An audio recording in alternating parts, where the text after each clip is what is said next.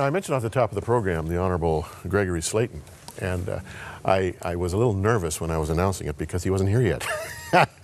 A little problem with regional airlines and so on, but you are here. Thank you, sir. Happy to be here. Welcome, and your book's called Be a Better Dad Today, and I hear that it's not only just out, but it's already a bestseller. By God's grace, it's doing well, yes. Well, that's terrific. Now, I have to ask a question. In Canada, you become honorable if you are a member of the Privy Council, which means you're a cabinet member and you become part of the Privy Council, and you retain the honorable title for the rest of your life. How does one become an honorable in the U.S.? In the U.S., there's a couple different ways to do it. You can be elected to the Senate or the House of Representatives. You can also be a U.S. ambassador or chief of mission. That's the way I was. A judge. There's a couple other ways to do it. Oh, so you were in the diplomatic corps? I was, sir, yes. Where were you working? To Bermuda. I was the U.S. chief of mission there for 4 years. Well, that's a rough task, but somebody's got to do it, right? It was a great blessing. My family and I had a wonderful time. Now, you're also a professor. A professor of what? I am a professor of business studies. I teach at a couple of different Ivy League universities and in China. And in China? Yes, sir. Now, how do you pull that off? Well, I've had a long love for China and many connections over a long time, and was invited. I am a distinguished visiting professor at 2 universities, one in Beijing and one in Sichuan province in Chengdu. Now, you're also a venture capitalist. That's where the money comes from. And an author now. I mean, it's really quite a story. Now, I'm reading your book over the weekend. I must confess, I was somewhat distracted this weekend because it was my wife's birthday and we were having a bit of a holiday. But I read the book cover to cover and managed to keep focus on my wife at the same time. Oh, well done. Well done. But first of all, why the book?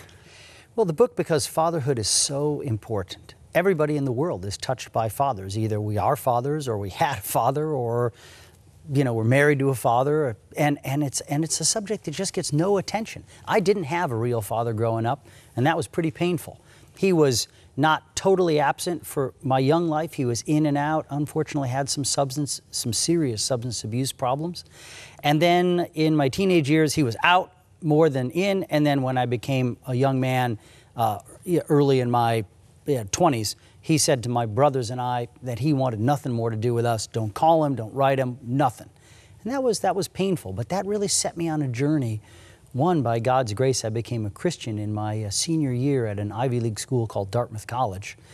And then that really got me thinking, boy, even though my childhood had been pretty painful, I think I really would like to be a father. I'd like to be a dad. I'd like to be married, but I had no clue how to do it.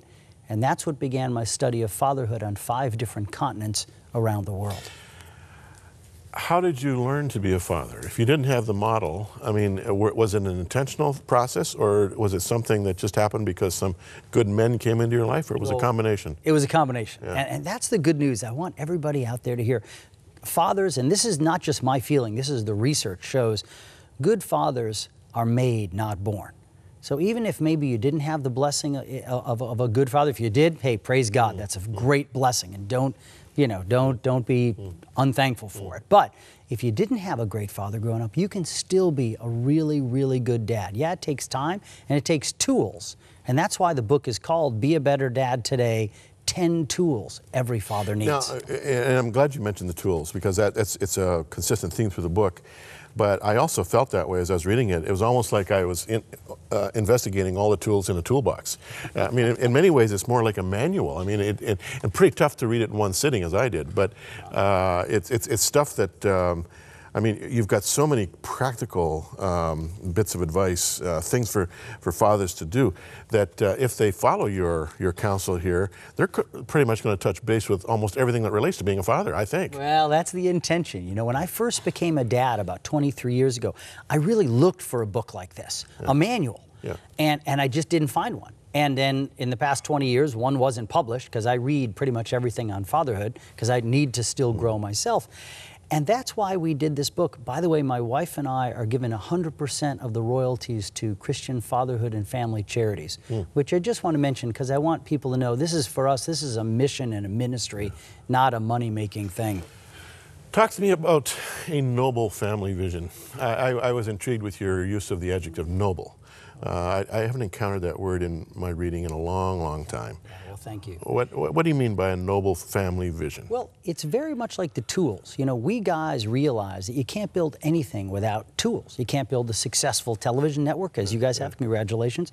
You can't even build your kid's bicycle without the right tools. We need tools. Likewise, most men and women recognize that if you're going to get anywhere in life, you need to know where you're going, and you need to know how you're going to get there. You don't start on a trip to California or whatever just saying, hey, I'm not sure how I'm going to get there, not sure where I'm going to go. A noble family vision is basically a plan for your family.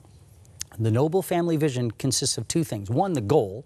Where do we want to be as a family in 10 or 20 or 30 years? How do we want to relate to each other? How do we want to relate to our children's children, all these things. And then, how are we going to get there? And every part of the book, there is, as you saw, a 30-day put-it-to-work section. Because this isn't just some kind of intellectual thing.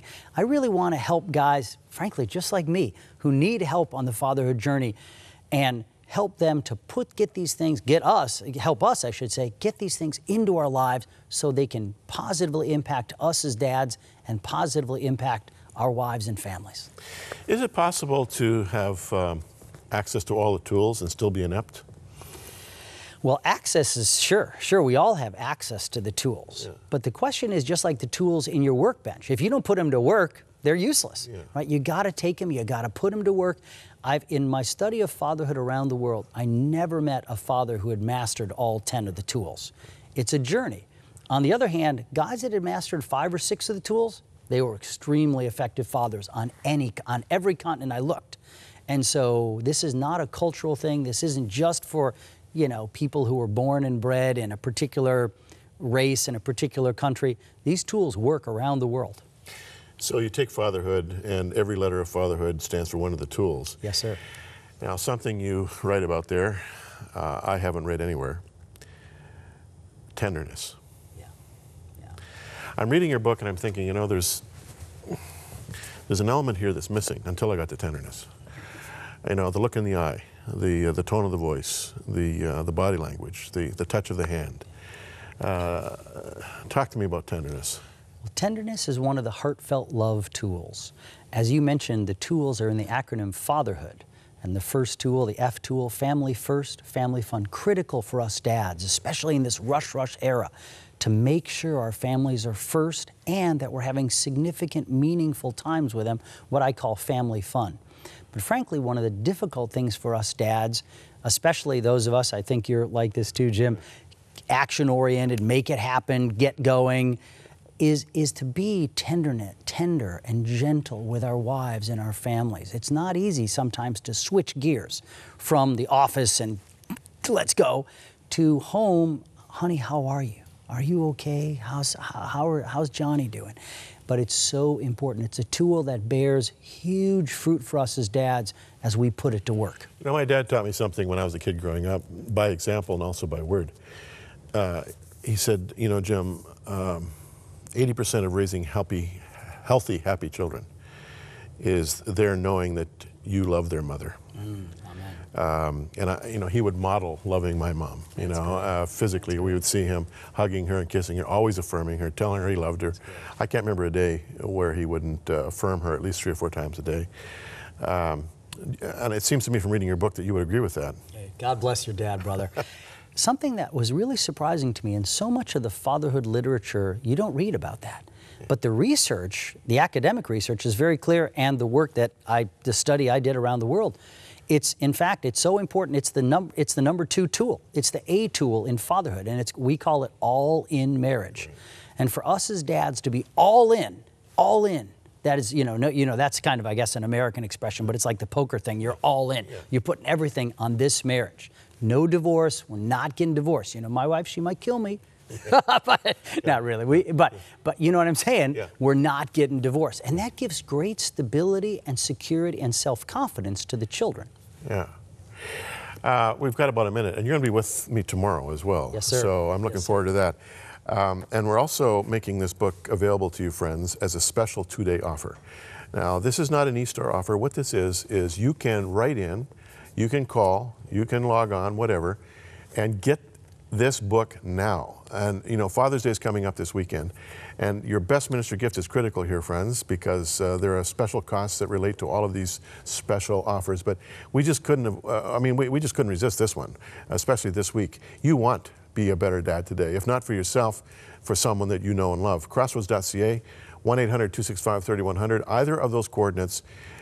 Call now, log on now, limited offer. Tomorrow will be the last day. Do it now, friends. And you're going to really love this book by the Honorable Gregory W. Slayton. So we'll pick up where we left off tomorrow. Thanks, Jim. And now's the time to get the book. Jim, I'd be happy to sign those for your listeners, too. Oh, really? Absolutely. Not available anywhere else that I know of, but I'm happy to do it. Well, I don't know if you can, because it's going you might be signing 3,000 books. I don't care. It's okay. Okay, well, we'll take them up on that. I'm not sure it's physically possible or not. There we go. Okay, so we'll be back with more after this, friends.